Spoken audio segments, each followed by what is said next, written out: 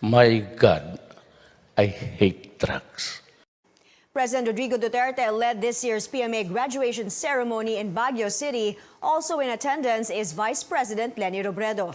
This is the first time the two are seen together after a man alias Bicoy tagged Robredo in an alleged oust Duterte plan. AC Nichols reports from Fort del Pilar in Baguio. President Duterte teased Vice President Leni Robredo amid fresh allegations that she is involved in a plot to unseat the chief executive. The two sat side by side on stage at the Philippine Military Academy Mabalasik Class of 2019 graduation rites in Baguio City.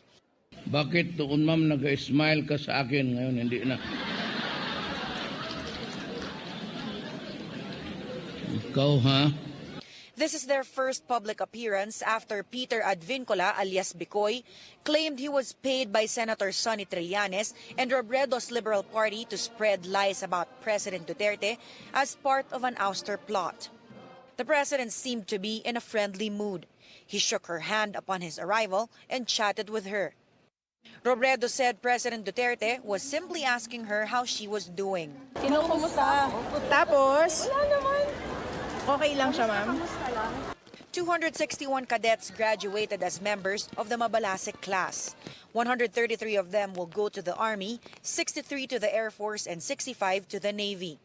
Valedictorian Cadet First Class Dion May Apolog Umalia led the Mabalasik class in their graduation ceremonies. Duterte awarded her with a house and lot, while the GOAT, or the one who ranks last in the class, received a .45 caliber pistol. The president also gave the watch he was wearing to a cadet. Duterte reminded the graduates to be humble and challenged them to always serve the Constitution, secure the country's sovereignty, and preserve its territory. Serve your country well. Die for your country if needs be.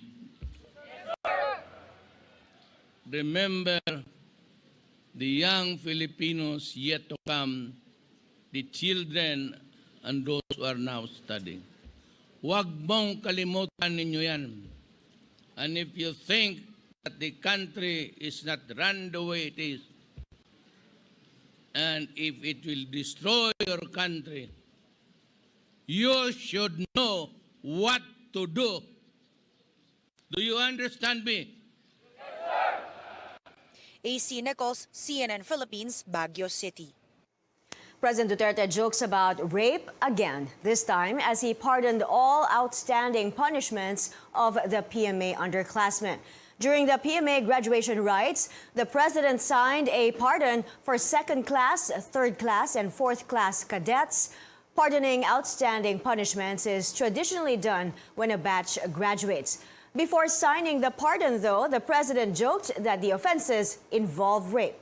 Pero patawarin ko kayo. Isong it...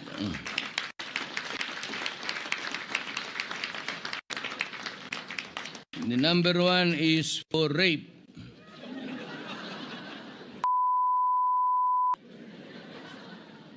Ang number two is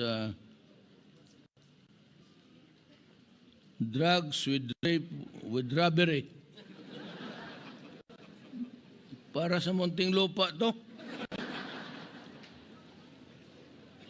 Pangatlo, multiple rape of the women of Baguio, the beautiful one. This is not the first time Duterte joked about the heinous crime.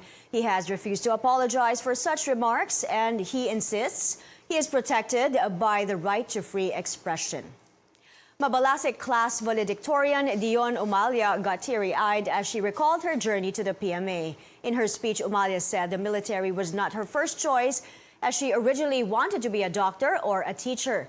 She remembers her frustration when her mother pushed her to enter the academy. Today, Umalia thanked her mother, who was gleaming with pride as she watched her daughter on stage. I love my mother more than anything else. And it was very difficult for me to say no. And so, I gave it a try. Pumasa ako. And my mother persisted on my cadetship. I certainly believe that everything that we have aspired and dreamed of outside of its walls, we have achieved them all here. I may not become a doctor, but the academy made me one, when many times I was called to ease the pain of my fellow cadets who, just like me, were going through tough times in their cadetship. Very happy and very proud of Leon for being top one because she was the top one since kinder, elementary, high school up to college. In other news, Malacanang says former District Collector Vener Baquiran was not fired from the Customs Bureau last year because of corruption. President Duterte has reappointed Baquiran to a higher post, now as Deputy Commissioner. Presidential spokesperson Sal Panelo says Baquiran was only relieved from his post because investigations were being conducted on the multi-billion peso shabu shipment that slipped past the customs last year. Oversight lang yun sa, alam mo, si Presidente, di ba sinasabi niya na nalusutan lang. Pero parang reprimand lang yun. Hindi naman tungkol sa corruption. Dahil kung tungkol sa corruption yun, hindi niya i-reappoint yun. Malacanang orders all heads of government offices to refrain from going on official trips to Canada. Presidential spokesperson Sal Panelo says the memorandum was issued by Executive Secretary Salvador Medialdea on May 20th. The memo also directs government agencies to reduce official interaction with representatives of the Canadian government. Panelo says the orders are consistent with the government's stance on the, quote, diminished diplomatic relations with Canada. This following Canada's failure to take back tons of garbage illegally shipped to the Philippines in 2013. The government recently ordered the recall of its ambassador to Canada over the issue. The Canadian government has said it would take back the garbage by the end of June. Now, actress Catherine Bernardo gets romantic with Daniel Padilla as the real-life couple celebrate their 7th anniversary. On Instagram, Catherine shared a video showing their vacation in a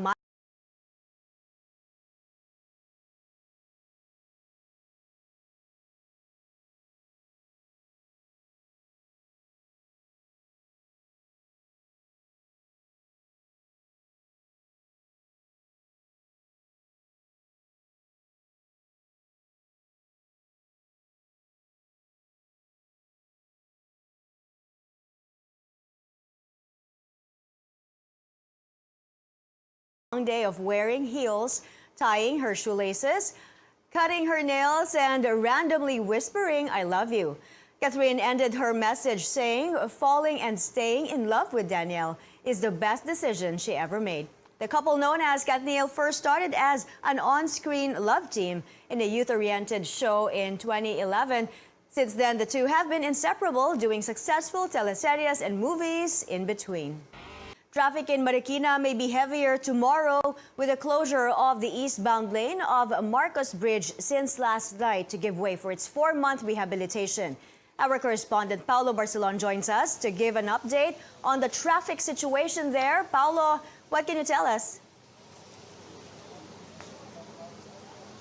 Since this afternoon, Marikina-bound traffic along the Marcos Bridge has been moving at a moderate to slow pace. As you can see right behind me, part of the westbound lane has already been opened to vehicles heading to Marikina so that they may be allowed to use this bridge. The result is a bottleneck which slows down the flow of vehicles headed to Marikina and Antipolo. Because of this, motorists and commuters are complaining of longer travel times. Mahirap sumakay, tsaka traffic. Babagal po siya kasi lalo na ako, yung work ko kasi pag ganun ako. So malaking effect siya. Yun ang pamangkin ko pinapalis ko ng alas 6, 7:30 dapat ang alis, 8:30. Sabi ko, mabuti na yung maaga kaysa sa mahuli ka sa klase mo.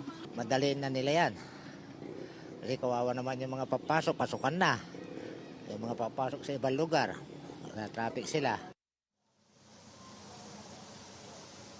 Now, in response to these concerns, MMDA General Manager Jojo Garcia says motorists should make the necessary adjustments to their travel times and follow traffic signs and rerouting plans. Here are some alternate routes for those headed to Antipolo and Quezon City.